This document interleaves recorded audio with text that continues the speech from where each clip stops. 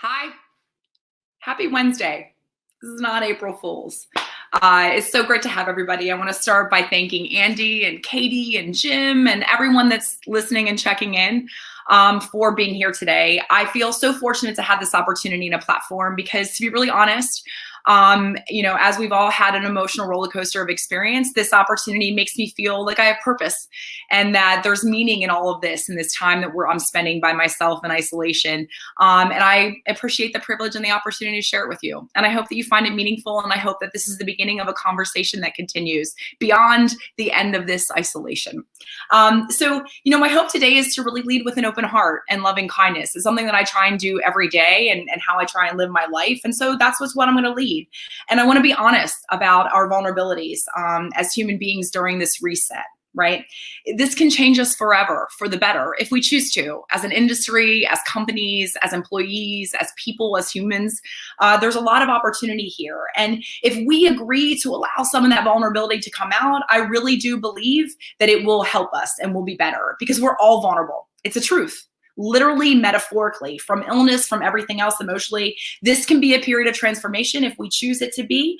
And it's really our choice. And ultimately, at the end of the day, in this moment is our choice as to what the outcome is at the end of this reset. So I thought it's important to give you a little bit of background and context because that's, so much of my experience in life defines who I am and what I'm sharing with you today. So I live by myself on an island, literally. I left New York City about 2 years ago. It's really, I think it's important to know that the year before I left New York and my first year here by the sea were probably the two hardest years of my life. And it's resulted in this spiritual journey. Maybe I started a little over a year ago. And it really meant, because I'm by the sea and nautical symbols and then my spiritual journey, this thing of a lighthouse has become a symbol of meaning to me. And there's a teacher that I read a lot and I study under named Yogi Bhajan. And he has a very famous quote that says, "The one thing in life you have to do is to spread light. Be the lighthouse." And that has been something that has guided me, and I hope is something you can embrace and perhaps make your own going forward from here. And I really want to talk about that today in the context of where we are. So as a result of leaving New York a little over 2 years ago, I had this realization that the dinners, the networking, CES, all the events, all those things, with the exception of all the beat events, really didn't enrich my life that much. I realized that so many of my choices were motivated by the, FOMO, the fear of missing out, and not necessarily about what was good for my soul or nourish me as a person or as a professional or a colleague. And ultimately, what I realized is that when they were gone, there wasn't much of a void. Their absence didn't leave a significant void in my life. And I also realized that when I was living in this city, I had created this narrative about myself. And, maybe some of it was this Red Fury thing, right? But like this idea of this like single ad exec, fearless, all these things that I was, opinionated, courageous, etc. I created this narrative. And I'm not sure that it served me, right? I'm not sure that it was authentic or real. And a lot of my career, my daily decisions, how I spent my time, what I did, my work were driven by fear. And so suddenly when I extracted myself from the city and I got out of the noise of the city and I was able to hear the signal, I realized that those fears were driving me and I needed to let them go and no longer let them be my guide and ultimately find what my authentic self really was. And so our experience now with this reset feels a little familiar, right? For me, at least, this is a reset. It is an extraction from our lives by force, right? It comes with an entirely new set of fears, and it's probably stirred up some stuff that you thought you tampered down long and hard, right? And you had put to rest. So my hope for all of us is that we can connect and together as a collective, right? Not allow our fears to guide us during this reset, but I challenge us that instead we become lighthouses for our clients, for our companies, for our teams, for our loved ones, and most importantly, for ourselves. So this is how together we can manifest and make the truth of the outcome of this reset. This reset is happening for us, not to us. If we believe that, we will manifest that. And after all of this is over, we stand to be better, most importantly, better humans, but better for one another and our industry and our clients on the other side. So the many things that we're learning about ourselves right now, one very salient lesson, I believe, and I share with you, is that brute force will not work, right? So resilience is defined as, up until now, the capacity to recover quickly from difficulties, toughness, right? The reality is that in the context of this moment, of where we are now with this reset, that resilience requires a different interpretation and a different definition, right? Pushing hard, working hard, harder, faster, stronger. There aren't more drinks to be had, calls to be made, etc. Attending events, dog on bone, all those things, pushing the other side is the only way through. That mantra, it doesn't work. Right? We won't create a steeper curve coming out of that V and rise like a phoenix fast and furiously. We will not deliver that by pushing. The reality is that although this often feels like a singular, isolating experience, it is through collaboration, mass cooperation, patience, connection, and most importantly, consciously together that we are going to thrive again. So when I lived in the city, something else I sort of came to realize was that it was this place of so many people and so very little intimacy, right? Very little meaningful human connection. And one of the sad perversions of where we are during this reset in the moment in time and what is happening with that beautiful city is that as a result of being taken by force, now the absence within this silence of the city right now at this moment, and for all of us, we can't hide from the void that exists with the absence of intimacy. There isn't noise to distract us anymore, right? And I read a lot, so intimacy comes in many forms, right? So I read a lot of books about business, about self-help, life, etc., spirituality, and a lot of them speak about our fear of intimacy as human beings. And so it could be packaged as vulnerability and shame if you're Brene Brown, or there are many other manifestations of it, right? But if you unpack it all, we really get to the same thing. So there was recently an author that I was reading that wrote a poem that she deconstructed, and she spoke to the fact that we as human beings, we tend to spend more time and invest more energy into avoiding pain than seeking joy. So this reset, ironically, is forcing us to seek joy because the pain is unavoidable and universal. It's a truth that surrounds us and defines us in this moment. We are all exactly in the same place at the same time. And until this moment, and maybe even these first 2 weeks, we have used technology as a proxy and a substitute and a surrogate for real, intimate, meaningful human connection. But if we're honest, a text, a Facebook post, that thumbs up you gave me, it doesn't substitute. It's not the same. It doesn't have the same meaning. It doesn't touch your heart in the same way. And so now I think what we're forced to do is to find how technology becomes an arsenal, a weapon in our arsenal rather, to help us ultimately find intimacy and to allow us, allow the universe is forcefully making us do this together, right? We're finding out ways to find that intimacy, and now we're seeking it. And we have to, because ultimately fear is a bitch. And we just have to own that. Fear, more importantly, actually, reacting to fear will not serve us as an industry or as individuals right now. It will not serve our clients either. So I have, as I suspect you have, over the last couple weeks, I've been reacting a lot, right? First, it was Mama Bear. How do I help people, make them feel warm and fuzzy? Because that's my comfort zone. If I focus on other people's stuff, I don't actually have to deal with my own. And then it was my clients, how they were reacting, retooling, reprioritizing, cutting budget, cutting costs, all those things, right? Setting up technology so we can all work from home, buying a stupid amount of toilet paper and canned goods. This is for a woman whose fridge is typically condiments and bottles of wine. That's it. Now I have canned goods and toilet paper in my house. It's crazy. So prior to the reset, I noticed this pattern, which is why this is so also interesting. And I believe the universe is smarter than us and just serving us up an opportunity for humanity. Because prior to this, I had noticed, and actually have a Post-it beside my desk in my office, that, I saw this reoccurring with patterns and clients. And then I started to see it in my personal life, where so much of what we do on a daily basis, is about avoiding pain, right? So my job is ultimately to try and help people feel safe and comfortable to change and embrace change. And the muscle memory of most of my clients, the people with whom I work in general, my team, as well as then also that extends to my personal life, is that I watch people work so hard and invest so much energy into making the discomfort of change less uncomfortable. And they invest and their collective energy in avoiding pain rather than seeking joy or the reward of new possibilities or change or the ease of it, or, all the things that can be on the other side if you just embrace where we are in a moment and you ask yourself the question of what is joy, what is happiness, and then open yourself to that, right? Open your heart to it. So I think we just need to stop and pause. We need to make a choice not to react and not let fear be our guide. And we need to choose to lead.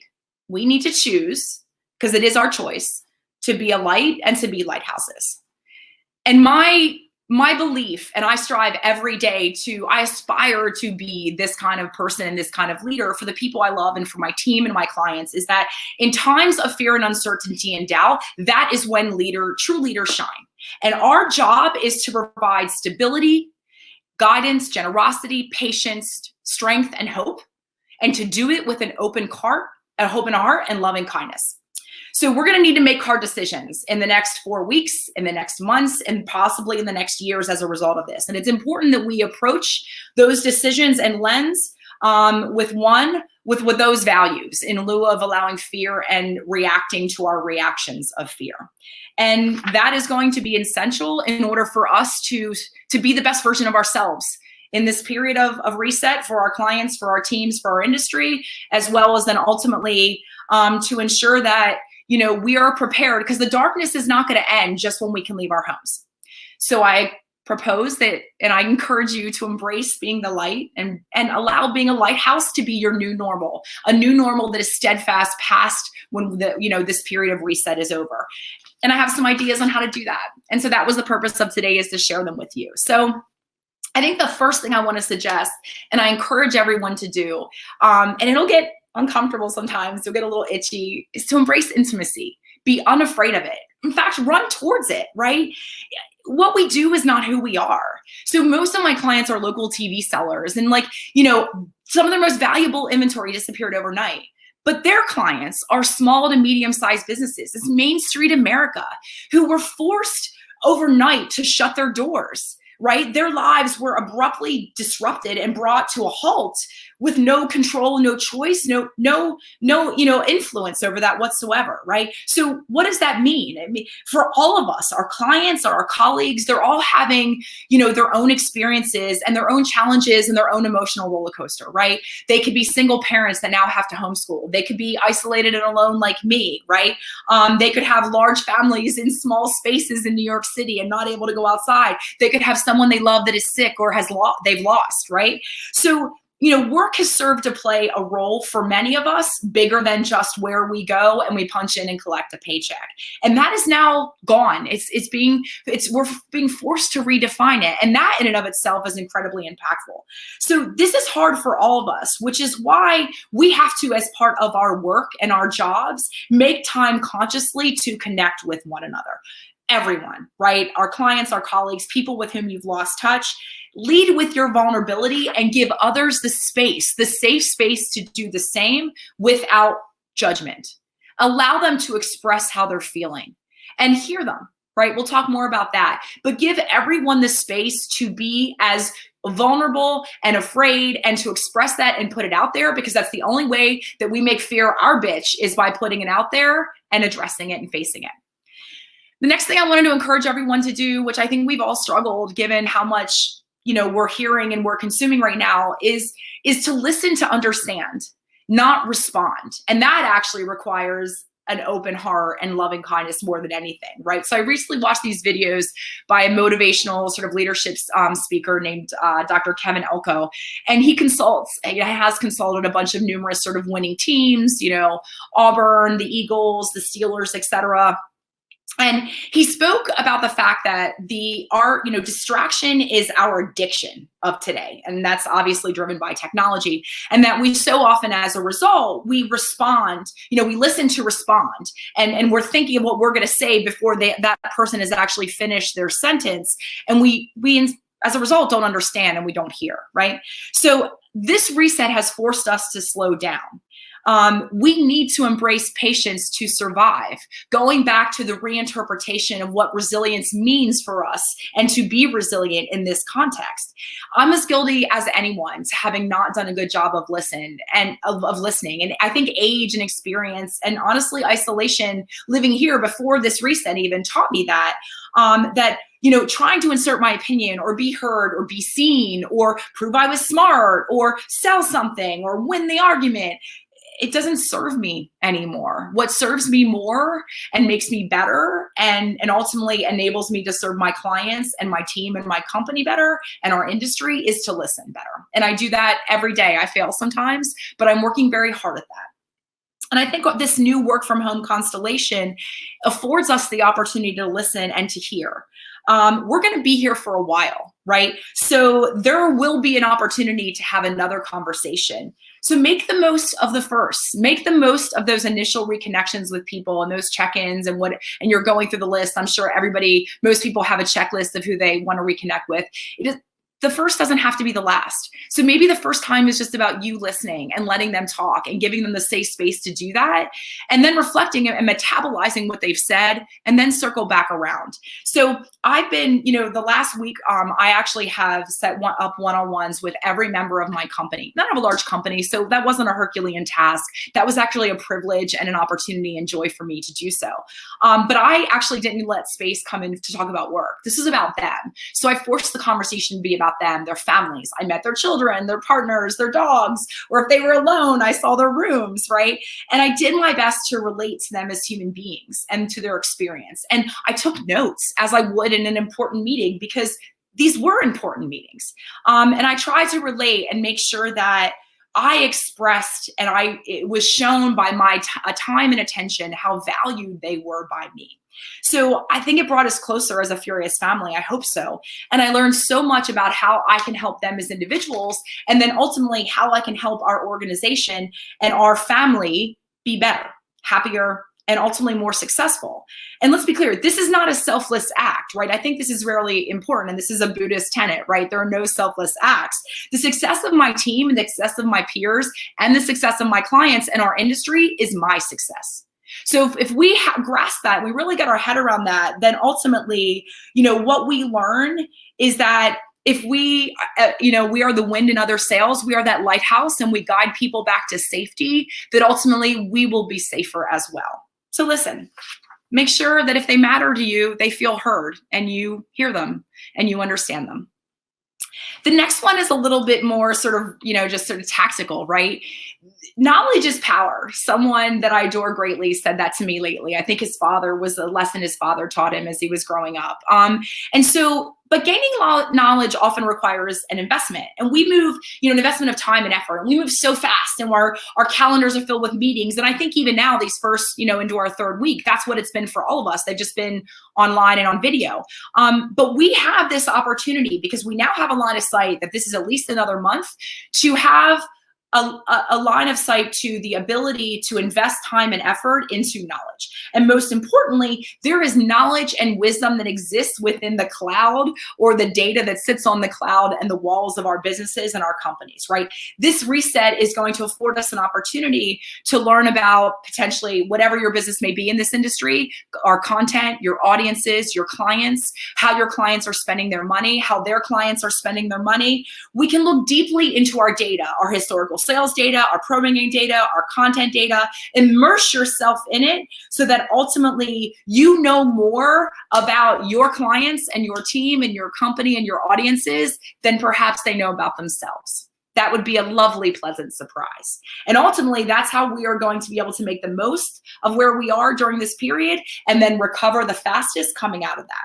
Your data has stories if you just pay attention to it, right? New ways of looking at things, new opportunities, pockets of dormant value, potentially even capacity or products that have sat there. One of the quotes in one of my hype video that I listened to, which is a montage of locker room speeches, is that one of the richest places in the world is the graveyard, because the graveyard is filled with hopes and ideas and dreams that have never been realized.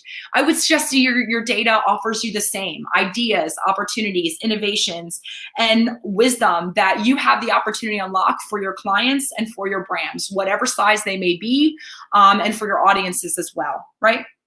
So if we approach this goal and we embrace it of being a lighthouse, that value created in this period is going to propel you forward well beyond when this reset is over, and well beyond the time of day when toilet paper stocks the shelves again. So the next idea that I want to suggest to you that you embrace is to nourish yourself and help others to do the same.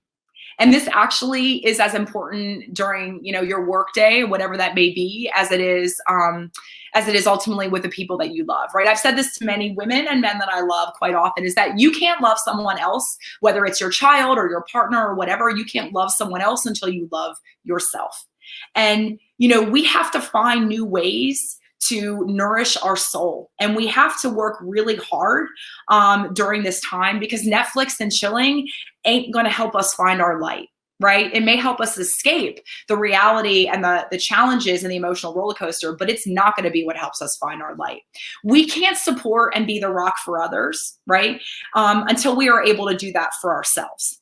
And self-care involves, statement of truth, mind, body, and spirit. And my body and spirit are different for everybody, right?